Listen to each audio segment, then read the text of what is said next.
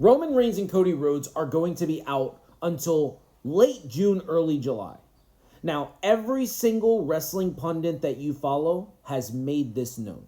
Whether it's Meltzer, Sapp, Alvarez, Fightful themselves, if it's Billy Body, everybody said it. Those guys are going to be out until late June, early July. And guess what happened? The interest in WWE at the very moment is very low.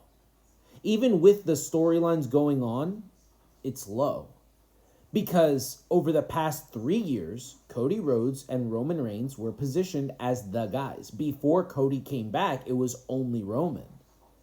Yeah, CM Punk is there, but they're not positioning him to be the top guy. They want Seth Rollins to be the top guy.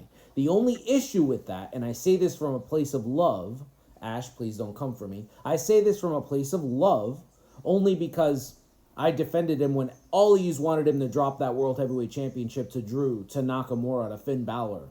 All of you that were calling him a loser when he was losing 13 straight pay-per-views a couple of years ago, and I was up here defending him as the best wrestler in the world. You cannot put Seth Rollins in that position. I understand that having Paul Heyman as his quote-unquote mouthpiece is supposed to get him to not just an all-time great, but a legendary performer.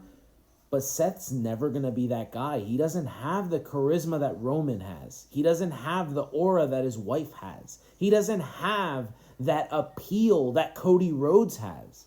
He just doesn't have any of that stuff. So if Seth Rollins is going out there with his monotone speaking and he's not changing anything about his character, it's going to be boring to people.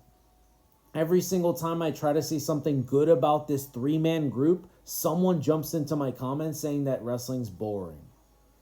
That Seth is so bad right now on Raw that they want to jump over and watch AEW. And that, to me, that's the nail in the coffin. When one guy who is just unbelievable and has been his entire career, dating back to Ring of Honor, and you're telling me that because the two biggest stars are on vacation, you want to go watch the other show?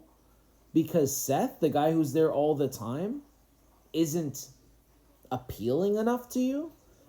That to me means that either they need to shift and make Punk the feature, because Punk can carry this until those guys come back.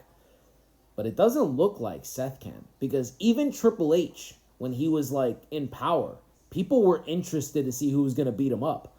It seems like nobody cares about Rollins.